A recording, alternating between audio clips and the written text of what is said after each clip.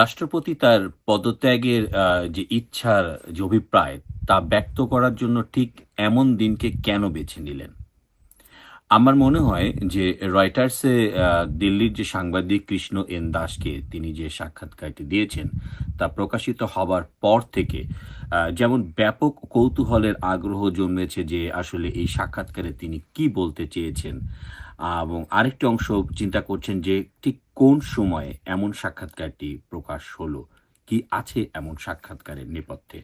আমরা যদি তার সাক্ষাৎকারের চুম্বক অংশটি যা মনে হয় আপনারা এরই মধ্যে জেনেছেন তা যদি একটু সামারি করি, তাহলে তিনি বলছেন যে তিনি আসলে রাষ্ট্রপতি রাষ্ট্রপতি পদে আর থাকতে চাইছেন না, তিনি বেরিয়ে যেতে চাইছেন। যদিও ফেব্রুয়ারি মাসের নির্বাচন সাংবিধানিক কারণে তিনি তা চালিয়ে যেতে চান। তিনি যেই ইন্টারভিউর যে জায়গাটি সবচেয়ে বেশি সিগনিফিক্যান্ট, তিনি কিন্তু ডক্টর মোহাম্মদ ইউনূসের বিরুদ্ধে, অন্তর্বর্তী সরকারের প্রধান, যদি সাংবাদিকতা বুঝে থাকেন কিংবা যদি পাঠক হয়ে থাকেন, একটি বাক্য খুবই সেনসিটিভ। সেখানে কিন্তু রাষ্ট্রপতি সরাসরি অভিযোগ করেছেন তার কণ্ঠস্বর রোধ করা হয়েছে। আবার বলছি, সেখানে তিনি কোট আনকোট বলেছেন, আমার কণ্ঠস্বর রোধ করা হয়েছে। ঠিক এর আগের পরের লাইনগুলো যদি খেয়াল করেন, সেখানে বলা হয়েছে যে সেপ্টেম্বর মাসে হঠাৎ করে দূতাবাস, কনসুলেট অফিস, বিভিন্ন জায়গা থেকে তার ছবি নামিয়ে ফেলা হয়েছে। এতে তিনি ভীষণ অপমানিত বোধ করেছেন এবং সেক্ষেত্রে তিনি কিন্তু বলেছেন যে ডক্টর মোহাম্মদ ইউনূস তার সাথে দেখা করেননি এবং তার যেই প্রেস টিম সেটিতেও সরিয়ে দেওয়া হয়েছে। তো এই বিষয়গুলো খুবই সিগনিফিক্যান্ট এবং কে বলেছেন? একটি দেশের রাষ্ট্রপতি বলেছেন। কখন বলেছেন? যখন একটি দেশের সামনে যে নির্বাচনকে আমরা জানি যে ডক্টর মোহাম্মদ ইউনূস অন্তর্বর্তী সরকারের প্রধান, তিনি বলতে চাইছেন এটি দেশের উৎসবমুখর সবচেয়ে গ্রহণযোগ্য একটি নির্বাচন তিনি উপহার দিতে চাইছেন। যখন বাংলাদেশের আগামী নির্বাচনের তফসিল ঘোষণা করা হলো, সেই সংবাদ যেদিন প্রকাশিত হচ্ছে, একই দিন, মনে রাখতে হবে, একই দিন রাষ্ট্রপতি মোহাম্মদ শাহাবুদ্দিনের ইন্টারভিউটি কিন্তু প্রকাশ পেয়েছে। ফলে আপনি লক্ষ্য করবেন যে কাল সহ সমগ্র জায়গায় আলোচনার টেবিলে যতটা না থাকবে তফসিলের বিষয়টি, তার চাইতে বেশি আলোচনার টেবিলে থাকবে রাষ্ট্রপতির সাক্ষাৎকারটি ঠিক একই দিনে কেন প্রকাশ পেল। আপনারা খুব গভীর বিষয়ের সাথে লক্ষ্য করবেন। আপনি যদি খুব পরক্রমগুলো চিন্তা করেন, তাহলে দেখবেন দুদিন আগের জরিপে বলা হলো যে ৭০% লোক আওয়ামী লীগকে চাইছে। তারপরে আসলো যে ভোটের তফসিল ঘোষণা করা হলো। এরপরে লক্ষ্য করবেন এই দিন কিন্তু রাষ্ট্রপতি মোহাম্মদ শাহাবুদ্দিনের ইন্টারভিউটি প্রকাশ পেয়েছে। এর পাশাপাশি আরো একটি সিগনিফিক্যান্ট ছিল, যেটি কিন্তু সবাই নির্বাচনী প্রচারের খবরের ফাঁকে এটি কিন্তু যদিও গুরুত্বপূর্ণ ওভাবে প্রকাশ হলো না। সেটি হচ্ছে বেগম খালেদা জিয়ার কথাটি বলা হচ্ছে যে তিনি ইলেকটিভ ভেন্টিলেশনে আছেন। খুব খেয়াল করে দেখবেন সেখানে ডাক্তাররা কি সব বার্তা দিয়েছেন। কেন তাকে ইলেকটিভ ভেন্টিলেশনে রাখা হয়েছে? তার অকার্যকর কিডনি, ফুসফুস এবং অন্যান্য কিছুকে নিয়ন্ত্রণে রাখবার তারা চেষ্টা করছেন। ফলে এই বিষয়গুলো কিন্তু খুবই সিগনিফিক্যান্ট, যে কারণের জন্য কিন্তু অনেকেই বলছে যে এটা তো কেবল শুরু, তফসিল ঘোষণা হলো, নির্বাচন কি হবে? সে প্রশ্ন কিন্তু সবাই রাখছে। তো যেটি ঘুরে ফিরে আসছে যে এমন সময় এই ইন্টারভিউটি প্রকাশ পেল, সারা বিশ্ববাসী জানতে পেল যে একজন রাষ্ট্রপতি, তিনি একটি দেশের রাষ্ট্রপতি, তিনি অন্তর্বর্তী সরকারের প্রধান, যার নাম ডক্টর মোহাম্মদ ইউনূস, তিনি কণ্ঠস্বর রোধ করেছেন একটি দেশের রাষ্ট্রপতির। এই বার্তাটি অনেক সিগনিফিক্যান্ট। বিশ্ববাসী যখন আমরা জানেন যে আন্তর্জাতিক একটি চাপ রয়েছে এই দেশের প্রতি, অন্তর্ভুক্তিমূলক সরকারের প্রতি, আমার মনে হয় তাদের কাছে এটি একটি বিরাট ডকুমেন্টেশন এবং এই ডকুমেন্টেশন নিয়ে যদি আন্তর্জাতিক চাপ আরো দ্বিগুণ হয়, সেই চাপ অন্তর্বর্তী সরকারের প্রধান ডক্টর মোহাম্মদ ইউনূস কি সইতে পারবেন? বাংলাদেশের রাজনীতি যখন ত্রয়োদশ সংসদ নির্বাচনের তফসিল নিয়ে সরগরম, তখনই বড় একটা বোমা ফাটালেন দেশটির রাষ্ট্রপতি মোহাম্মদ শাহাবুদ্দিন। 16 মাস ধরে মুখ বুঝে সহ্য করা রাষ্ট্রপতি শেষ পর্যন্ত মুখ খুললেন দেশীয় কোনো সংবাদ মাধ্যমে নয়, বিদেশি বার্তা সংস্থা রয়টার্সের কাছে। রাষ্ট্রপতি মোহাম্মদ শাহাবুদ্দিন বলেছেন, বাংলাদেশের অন্তর্বর্তীকালীন সরকার তাকে শুধু অপমানে উপহার দিয়েছেন, তার কণ্ঠ রোধ করা হয়েছে। নির্বাচনের পর তিনি রাষ্ট্রপতির পদ থেকে পদত্যাগ করতে চান। দর্শক, 2025 সালের 15 মে রাষ্ট্রপতি নিয়ে করা আমাদের একটি ভিডিওতে আমরা দেখিয়েছিলাম পদত্যাগের দাবি সফল না হওয়ার পর থেকে অন্তর্বর্তী সরকার তার মেডিকেল থেকে প্রেস উইং সহ নানা সুবিধাগুলো একে একে বাতিল করেছিল। আমরা দেখিয়েছিলাম রাষ্ট্রপতি কিভাবে বঙ্গভবনের 4 দেয়ালের মাঝে বন্দী হয়ে আছেন।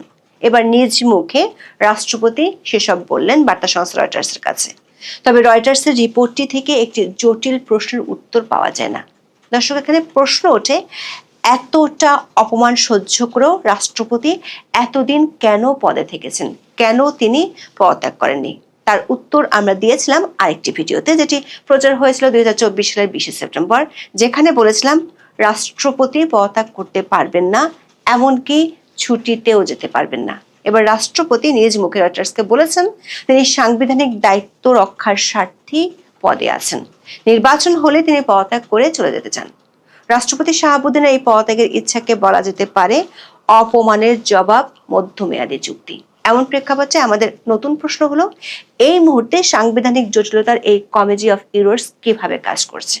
সংবিধানের সর্বোচ্চ পদের ব্যক্তিকে অসম্মান করে দ্বিতীয় সর্বোচ্চ ব্যক্তি কিভাবে সাংবিধানিক পদে থাকেন? 11 ডিসেম্বর সন্ধ্যা 6টায় জাতির উদ্দেশ্যে ভাষণে ত্রয়োদশ জাতীয় সংসদ নির্বাচনের তফসিল ঘোষণা করেন প্রধান নির্বাচন কমিশনার এএমএম নাসির উদ্দিন। তিনি জানিয়েছেন ত্রয়োদশ জাতীয় সংসদ নির্বাচনে ভোট গ্রহণ করা হবে আগামী 12 ফেব্রুয়ারি। গত 16 মাস ধরে হচ্ছে, হবে, দিচ্ছি, দিব এমন বহু শঙ্কা আর দোলাচলের মধ্যে নির্বাচনের তফসিল নিঃসন্দেহে দেশের মানুষের কাছে ছিল বড় একটি খবর। কিন্তু তার প্রায় 2 ঘন্টা পর বড় একটি বোমা ফাটালো আন্তর্জাতিক সংবাদ মাধ্যম রয়টার্স।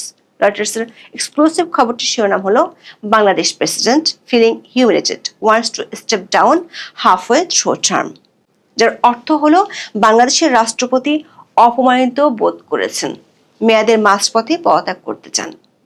বঙ্গভবনে বসে মুখোমুখি কোনো সাক্ষাৎকারে রাষ্ট্রপতি মোহাম্মদ শাহাবুদ্দিন এই সাক্ষাৎকার দেননি। রয়টার্সের সাংবাদিক কৃষ্ণা এন দাসকে হোয়াটসঅ্যাপে এই সাক্ষাৎকার দিয়েছেন, বলেছেন তিনি চলে যেতে চান, তিনি চলে যেতে আগ্রহী। রয়টার্স বলছে রাষ্ট্রপতি হিসেবে দায়িত্ব নেওয়ার পর থেকে এটি তার প্রথম মিডিয়া সাক্ষাৎকার। রাষ্ট্রপতি মোহাম্মদ শাহাবুদ্দিন খোলাখুলি জানিয়েছেন তিনি তার মেয়াদের মাঝপথে অর্থাৎ ফেব্রুয়ারির সংসদ নির্বাচনের পর পদত্যাগ করতে চান। কেন?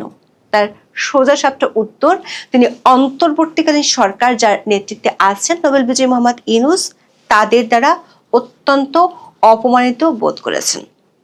দর্শক, বাংলাদেশের সংবিধান অনুযায়ী রাষ্ট্রপতি হলেন দেশটির সর্বোচ্চ সম্মানিত ব্যক্তি। সাংবিধানিক অন্য পোস্টগুলোতেও তিনি নিয়োগ দিয়ে থাকেন। 2023 সালের 24 এপ্রিল বাংলাদেশের 22তম রাষ্ট্রপতি হিসেবে শপথ নেওয়ার পর থেকে দায়িত্বে আছেন মোহাম্মদ শাহাবুদ্দিন। যদিও ক্ষমতার বিচারে বাংলাদেশের রাষ্ট্রপতির পদটিকে অলংকারিক বলে সমালোচনা করা হয়, তবে ক্ষমতা যাই হোক না কেন 5ই আগস্ট বাংলাদেশের রাজনৈতিক পট পরিবর্তনের পর থেকে রাষ্ট্রপতি ইস্যুটি নানা সময় ঘুরে ফিরে আসছে। রয়টার্সের রিপোর্ট অনুযায়ী দেখে নেওয়া যাক অন্তর্বর্তীকালীন সরকার যার নেতৃত্ব দিচ্ছেন শান্তিতে নোবেল বিজয়ী ডক্টর মোহাম্মদ ইউনূস কিভাবে রাষ্ট্রপতির প্রতি এই অপমান উপহার হিসেবে পাঠিয়েছেন। রাষ্ট্রপতি নিজেই রয়টার্সকে বলেছেন গত প্রায় 7 মাস ধরে ডক্টর ইউনূস তার সঙ্গে সাক্ষাৎ করেননি। দর্শক, গত 15 মে প্রচারিত ভিডিওতে আমরা দেখিয়েছিলাম সংবিধানের 48-এর 5 নম্বর অনুচ্ছেদে পরিষ্কারভাবে বলা আছে সরকার প্রধান রাষ্ট্রীয় ও পররাষ্ট্রীয় নীতি সংক্রান্ত বিষয়াদি সম্পর্কে রাষ্ট্রপতিকে অবহিত রাখবেন এবং রাষ্ট্রপতি অনুরোধ করলে যে কোনো বিষয় মন্ত্রিসভায় বিবেচনার জন্য পেশ করবেন। সংবিধানের এই ধারা মতে সাধারণত প্রধানমন্ত্রী প্রত্যেকটি গুরুত্বপূর্ণ বিদেশ সফরের পর রাষ্ট্রপতির সাথে সাক্ষাৎ করেন। সফরে যেসব অগ্রগতি হয়েছে সেগুলো সম্পর্কে রাষ্ট্রপতিকে অবহিত করেন। এমনকি বিগত সরকারের আমলে কোনো দেশের রাষ্ট্রপ্রধান বাংলাদেশে আসলে তিনি যখন রাষ্ট্রপতির সাথে দেখা করতে যেতেন তখন বঙ্গভবনে প্রধানমন্ত্রীও যেতেন। কিন্তু অধ্যাপক ইউনূসের 15টি বিদেশ সফরের পর এমনটি একটি বারের জন্য দেখা যায়নি। মনে হতে পারে বঙ্গভবন আর প্রধান উপদেষ্টার কার্যালয় দুটি যেন ভিন গ্রহে অবস্থিত। তবে রয়টার্সের রিপোর্ট অনুযায়ী রাষ্ট্রপতির জন্য সবচেয়ে বড় আঘাতটা আসে গত সেপ্টেম্বরে। রাষ্ট্রপতি জানিয়েছেন বিশ্বজুড়ে বাংলাদেশের দূতাবাস, কনসুলেট এবং হাই কমিশনগুলো থেকে তার ছবি হঠাৎ করেই সরিয়ে ফেলা হয় এক রাতেই। শুনতে ছোট মনে হতে পারে, কিন্তু এটা একটা সাংবিধানিক প্রধানের জন্য বিশাল প্রতীকী আঘাত। রাষ্ট্রপতি বলেছেন তিনি অনুভব করেছেন এর মাধ্যমে জনগণের কাছে একটি ভুল বার্তা যাচ্ছে, যেন সম্ভবত রাষ্ট্রপতিকে অপসারণ করা হচ্ছে। দর্শক, গত 15ই আগস্ট পররাষ্ট্র মন্ত্রণালয়ে বিদেশে অবস্থিত বাংলাদেশের সব কূটনৈতিক মিশন, কনসুলেট, কূটনীতিকদের অফিস এবং বাসভবন থেকে রাষ্ট্রপতি মোহাম্মদ শাহাবুদ্দিনের ছবি সরানোর নির্দেশনা দিয়েছিলেন। সবচেয়ে রহস্যজনক বিষয় হলো এই নির্দেশটি ছিল মৌখিক এবং অনানুষ্ঠানিক। লিখিত সার্কুলার বা আদেশ জারি করা হয়নি। রাষ্ট্রপতি রয়টার্সকে বলেছেন তিনি বিষয়টি নিয়ে ডক্টর ইউনূসকে চিঠিও লিখেছিলেন, কিন্তু কোনো পদক্ষেপ নেওয়া হয়নি। তিনি আক্ষেপ করে বলেছেন, মাই ভয়েস হ্যাজ বিন স্টিফলেড, মানে তার কণ্ঠস্বর রুদ্ধ করে দেওয়া হয়েছে। দর্শক, মন খুলে সমালোচনা করার কথা বলা সরকারের সময় দেশের সর্বোচ্চ পদাধিকারী ব্যক্তিটি বলেছেন তার কণ্ঠ রুদ্ধ করে দেওয়া হয়েছে। বিদেশি দূতাবাস ও মিশন থেকে ছবি সরানো নিয়ে রাষ্ট্রপতি এর আগে পররাষ্ট্র উপদেষ্টা মোহাম্মদ তৌহিদ হোসেনকে চিঠি দিয়েছিলেন। সেই চিঠিতে লিখেছিলেন, আমার কোনো অনুযোগ নেই, তবে আছে বুক ভরা আর্তনাদ। দর্শক, গত বছরের 19 অক্টোবর জনতার চোখের সম্পাদক মতিউর রহমান চৌধুরীকে দেয়া রাষ্ট্রপতির একটি সাক্ষাৎকার ছাপা হয়েছিল, যেখানে তিনি বলেছিলেন সাবেক প্রধানমন্ত্রী শেখ হাসিনা কোনো পদত্যাগপত্র তাকে দিয়ে যাননি। এরপর সরকারের আইন উপদেষ্টা রাষ্ট্রপতি মিথ্যাচার করেছেন বলে গুরুতর অভিযোগ করেন প্রকাশ্যে। তারপরে শুরু হয় রাষ্ট্রপতির পদত্যাগের দাবিতে আন্দোলন। 2 দিন বঙ্গভবনের সামনে হাউকাউ করে চুপসে যায় তারা। কেন চুপসে যায় সে প্রশ্ন রয়টার্স সরাসরি না করলেও রাষ্ট্রপতির কথায় কিছুটা ইঙ্গিত পাওয়া যায়। রাষ্ট্রপতি বলেছেন তিনি সাংবিধানিকভাবে সশস্ত্র বাহিনীর সর্বাধিনায়ক। সেনাপ্রধান জেনারেল ওয়াকারুজ্জামান তার সাথে নিয়মিত যোগাযোগ রাখছেন, আর জেনারেল ওয়াকার চান দেশ গণতান্ত্রিক ধারায় ফিরে যাক এবং রাজনৈতিক ক্ষমতা দখলের কোনো ইচ্ছাই সেনাপ্রধানের নেই। রাষ্ট্রপতি জানিয়েছেন সাম্প্রতিক মাসগুলোতে কোনো রাজনৈতিক দল তাকে পদত্যাগ করতে বলেনি। দর্শক, আমরা 15 মের ভিডিওতে জানিয়েছিলাম রাষ্ট্রপতির বিরুদ্ধে পদত্যাগের আন্দোলন ব্যর্থ হওয়ার পর সরকারের তরফ থেকে একে একে তার সব সুবিধা কেড়ে নেওয়া হয়, বাদ দেওয়া হয় তার প্রেস উইংকে। রয়টার্সকে দেওয়া সাক্ষাৎকারে এই তথ্য জানিয়েছেন রাষ্ট্রপতিও।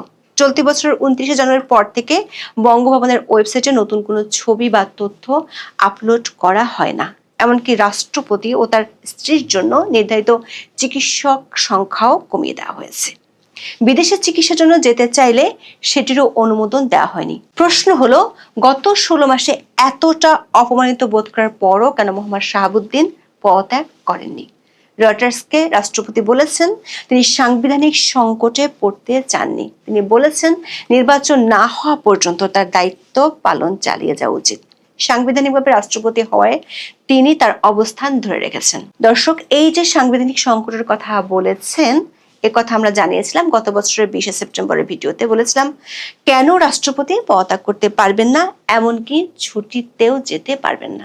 দর্শক, সংবিধান অনুযায়ী রাষ্ট্রপতি পদত্যাগ করলে রাষ্ট্রপতি হওয়ার কথা স্পিকার। আবার বাংলাদেশের সংবিধান অনুযায়ী রাষ্ট্রপতি স্পিকারের উদ্দেশ্যে স্বাক্ষরযুক্ত পত্র থেকে স্বীয় পদ ত্যাগ করতে পারেন, কিন্তু স্পিকার তো বহু আগেই পদত্যাগপত্র জমা দিয়ে রেখেছেন। যদিও সেই পদত্যাগপত্র নিয়ে আছে বিতর্ক, আবার ডেপুটি স্পিকার আছেন জেলে।